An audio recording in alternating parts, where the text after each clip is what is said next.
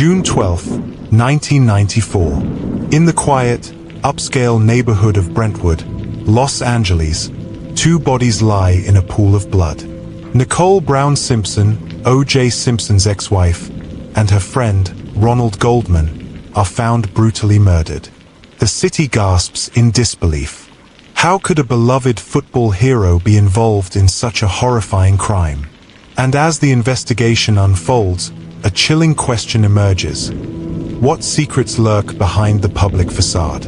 The cameras arrive almost instantly. News helicopters hover, their blades slicing the Los Angeles skyline, and the nation is glued to every gruesome detail. But no one suspects the shocking twist that will shake the country. The trial will not just be about murder, it will be about race, celebrity, and the fragility of truth itself.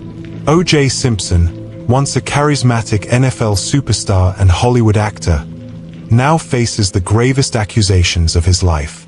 Once adored for his charm and athletic prowess, he is suddenly a man under siege, his every move scrutinized.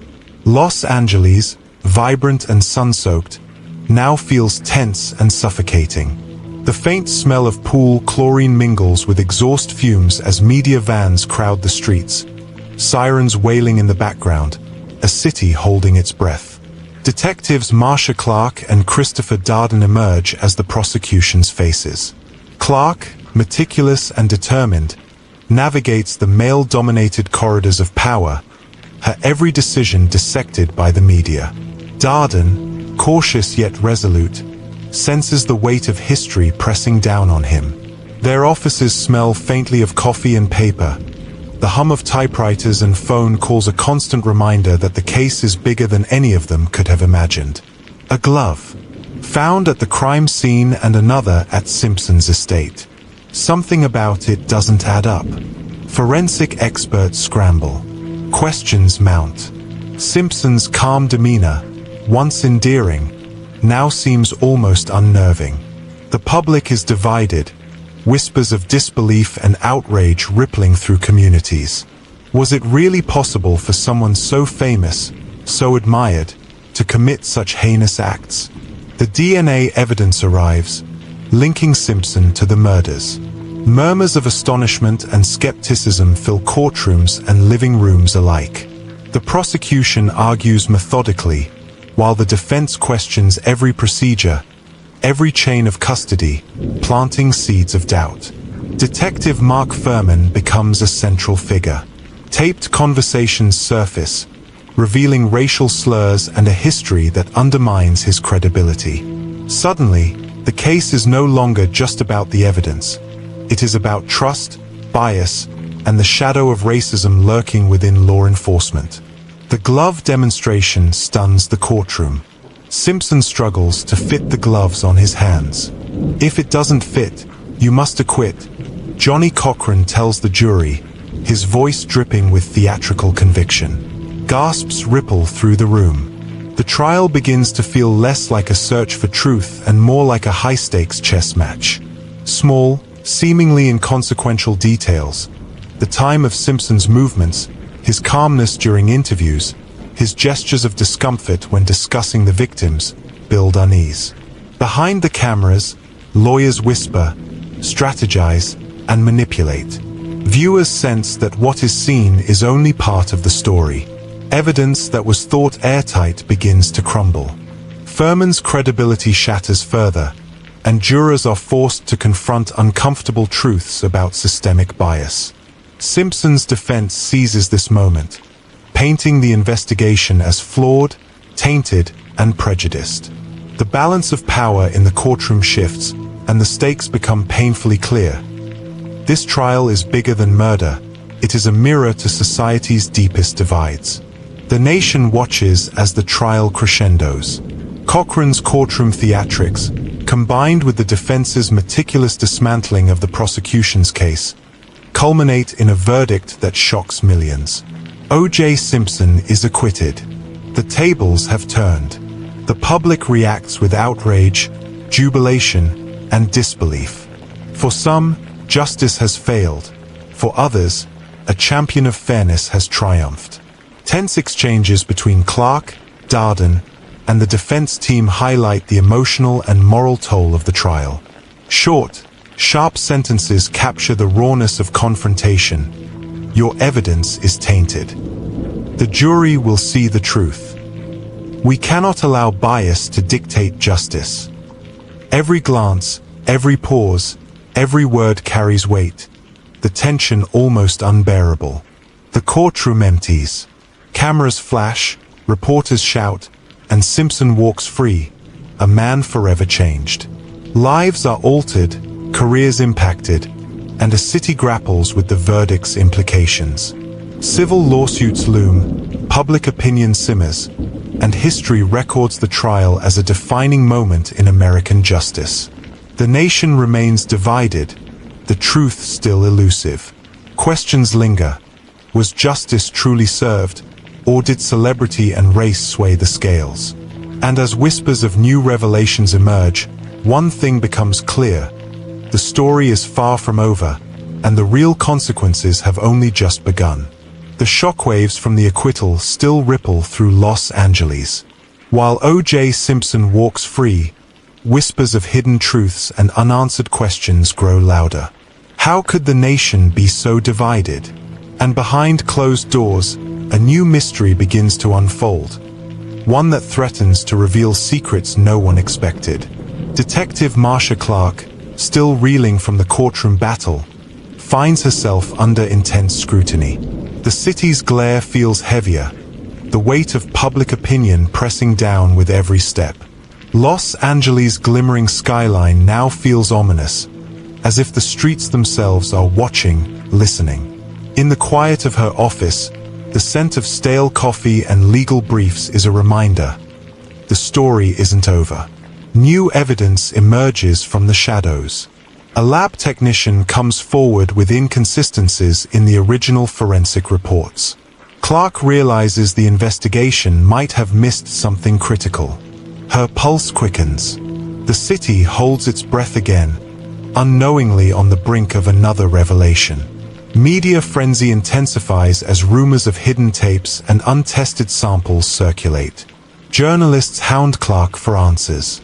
Every phone call, every knock on her office door feels like a threat.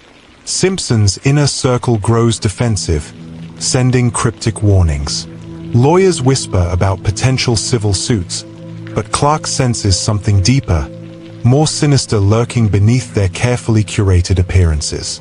Ronald Goldman's family pushes for renewed scrutiny, refusing to let the case fade into history. Each appeal, each public statement adds pressure, casting long shadows over a city desperate for closure. A mysterious package arrives at the DA's office, addressed to Clark.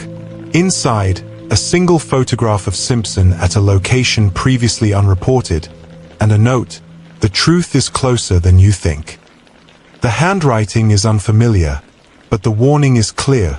Someone is watching, guiding, or manipulating.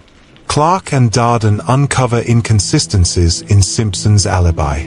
Evidence that once seemed insignificant now suggests someone may have tampered with key details. Their realization sends a chill down their spines. The trial may have been manipulated, and the consequences could be catastrophic if exposed. Private investigators discover that certain pieces of evidence were deliberately excluded from the original trial. The web of deception stretches far beyond Simpson and his defense team, hinting at powerful individuals willing to bend justice to their will. The scale of corruption shocks everyone involved, reframing the narrative from a courtroom spectacle to a conspiracy that reaches into the heart of the city. Clark and Darden confront a high-ranking official tied to the case. Their questions are sharp, direct, every word loaded with tension.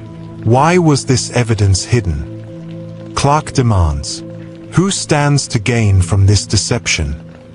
Silence answers them first, then a single, cold remark. Some truths are more dangerous than you can imagine.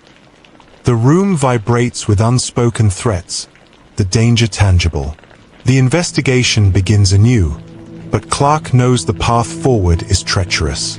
Simpson remains a public figure, untouchable in many eyes, while the team scrambles to untangle the threads of deceit. The stakes are higher than ever, and the city watches, unaware of the storm about to break. As night falls over Los Angeles, Clark stares at the city lights, a haunting realization settling in. The people pulling the strings may be closer than she thinks. And somewhere, hidden in the shadows, someone is ready to strike, leaving one terrifying question unanswered. Who will be the next to pay the price? The city sleeps uneasily. News of the new investigation spreads like wildfire, igniting fear and curiosity in equal measure. Detective Marcia Clark knows that every decision, every discovery, could change the course of history. But the deeper she digs, the more dangerous the truths become. Clark is haunted by sleepless nights, haunted by the weight of responsibility and the shadows lurking in LA's glittering streets. Her office, now littered with evidence files and photographs, smells faintly of paper, coffee, and tension. Outside, the city is alive with sirens, neon lights reflecting off rain-slicked streets, a constant reminder that danger is never far away. A confidential tip leads Clark to a secret meeting place in an abandoned warehouse. She arrives to find cryptic messages scrawled across the walls, referencing events that were thought to be long buried. Each detail points to a hidden network manipulating evidence and public perception, a revelation that terrifies and motivates her in equal measure. Clark narrowly avoids surveillance as she follows leads through back alleys and shadowed parking garages. Each step feels like walking a tightrope over an unseen abyss. Key witnesses start receiving threats. One disappears entirely, leaving behind only a cryptic voicemail that chills Clark to her core. Media coverage intensifies, but instead of helping, it hinders the investigation. Rumors spread faster than facts, and Clark realizes the enemy isn't just behind closed doors, it's everywhere. An old, familiar face resurfaces, a forensic analyst from the original trial who hints at a cover-up involving high-profile figures. Clark senses that their reappearance isn't coincidence, it's a calculated move in a dangerous game. Clark uncovers financial records suggesting that influential figures funded elements of the defense team to manipulate the trial's outcome. Evidence that should have led to justice was deliberately suppressed, and now, decades later, the trail is heating up once more. A hidden camera captures a conversation between Simpson's associates and an unknown third party, discussing strategies to maintain silence and control public perception. It becomes chillingly clear that some forces will stop at nothing to protect secrets that could ruin lives and reputations if exposed. Clark faces off with a former high-ranking police officer who had access to critical evidence. Words are sharp. Tension crackles like electricity. "You let them manipulate the truth," she accuses. The officer leans back, eyes cold. "Truth is subjective when power is involved," he replies. Clark's hands tremble slightly, not from fear, but from the realization that the true battle is just beginning. While Clark and her team piece together the final strands of evidence, they realize the conspiracy is larger and more dangerous than they anticipated. A network of influence and intimidation stretches far beyond the courtroom, threatening everyone involved. As dawn breaks, Clark receives an anonymous package with a single, blood-stained glove and a note that reads, "The game is just beginning." Her breath catches, and a chilling certainty sets in. What they thought was the end is only the beginning, and someone very powerful is still pulling the strings. The city seems quieter now, but the silence is a trap. Detective Marcia Clark feels eyes on her every move, shadows lurking in places she once thought safe. An anonymous tip hints that the next move in this deadly game is closer than anyone realizes. Clark walks through the rain-drenched streets of Los Angeles, each puddle reflecting flickering neon signs. The air is thick with the scent of wet asphalt and anxiety. Her office, now fortified with locks and surveillance cameras, feels like a bunker. Each file she touches is a ticking clock, counting down the moments before someone tries to stop her. A trusted informant vanishes after leaving behind a cryptic note. They're watching. Trust no one. Clark realizes that the web of deception is tightening, and that someone on the inside may be feeding information to the wrong people. Clark discovers hidden cameras in her own apartment. Every personal moment has been monitored. Fear gnaws at her, but she channels it into relentless pursuit. A former associate of Simpson surfaces, claiming to have evidence that could finally expose the entire conspiracy. But before Clark can meet them, the source is silenced in a suspicious car accident. Media leaks spread misinformation, casting doubt on Clark's findings. Her colleagues start questioning her judgment, isolating her further while the truth slips through everyone's fingers. The blood-stained glove from the previous part reappears, this time inside her office drawer. A small, seemingly innocuous note is attached. Some truths are worth killing for. Clark feels the weight of the game's stakes pressing down.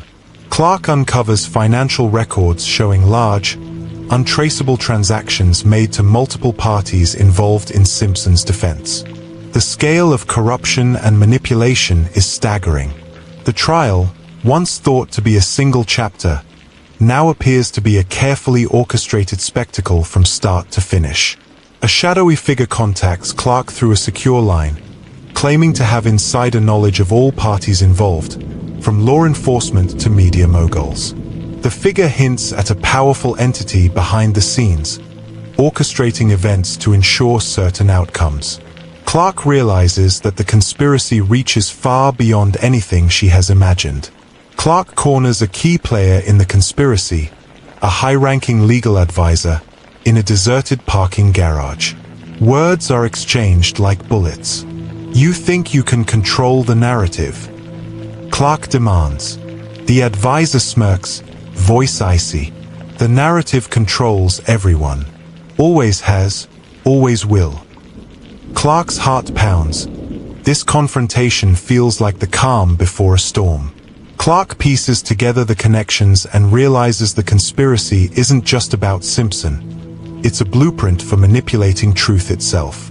Evidence is stacked, connections are mapped, but someone always seems one step ahead, erasing paths before they can be followed. As Clark studies the latest pile of files, a shadow moves behind her. Before she can react, the lights cut out. In the dark, a voice whispers, cold and unfamiliar, "You're closer than you think, but some doors, once opened, can never be closed." The hum of the city feels deafening. Detective Marcia Clark steps into her office, the lingering smell of wet asphalt following her inside. She's exhausted, haunted, yet there's a fire in her eyes. One final push to untangle the web of deceit that has consumed years of her life. Los Angeles' skyline glimmers against a darkening sky, casting long shadows into Clark's fortified office. The room smells of paper, coffee, and tension. Each corner holds secrets. Each document whispers truths too dangerous to speak aloud. Clark's resolve hardens. This is the moment to expose the shadows or be swallowed by them. The shadowy figure from Part 4 contacts Clark again, this time leaving a trail leading to an abandoned warehouse on the outskirts of the city. Every step toward the location carries uncertainty. She doesn't know who will be friend or foe, or what trap might await. Clark navigates a labyrinth of corridors and hidden passageways inside the warehouse. Footsteps echo behind her, but when she spins around, there's no one in sight. Paranoia claws at her mind. Files and recordings are discovered in a hidden office, detailing the conspiracy in shocking detail. Manipulation of media, law enforcement, and legal systems, all orchestrated to influence the outcome of Simpson's trial. The scope is staggering. Clark's closest allies are threatened, their safety jeopardized. She is forced to make difficult decisions, realizing that uncovering the truth comes with heavy personal costs. A photograph slips from one of the folders, Clark's own reflection in the lens, suggesting someone has been observing her for months. The weight of being watched amplifies her determination. She must finish what she started. Clark finds a hidden ledger detailing payments to media executives, lawyers, and law enforcement officials. Each name is a link in a chain of corruption designed to manipulate public perception. The realization hits her: justice isn't always about facts, but control over narrative.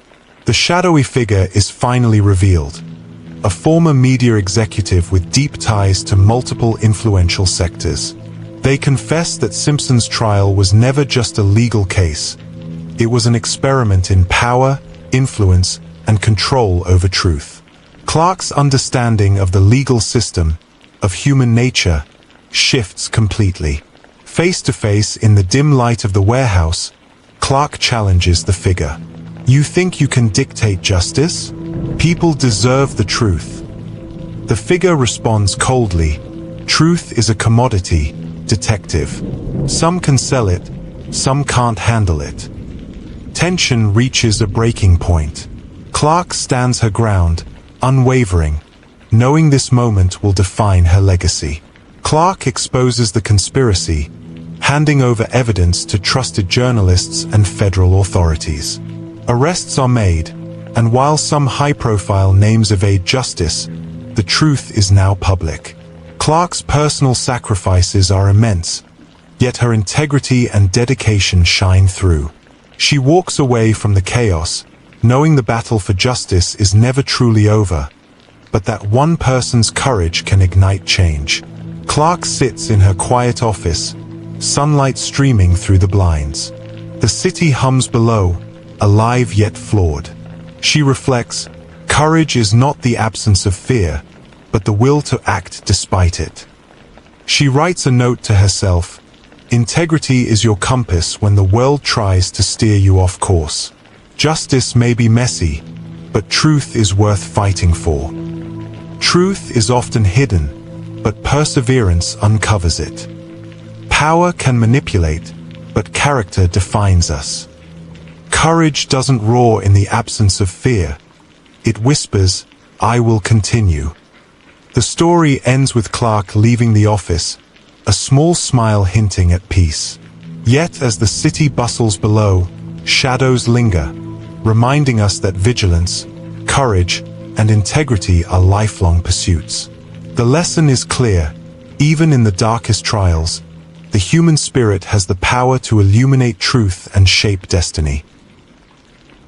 The case may end here, but the questions don't. Don't let the trail fade into silence. Hit subscribe, drop a like, and turn on the notification bell so you're with us when the next story breaks. Because in the shadows of crime, the smallest clue can change everything. Stay vigilant. Stay curious. Stay with us. Behind the crime,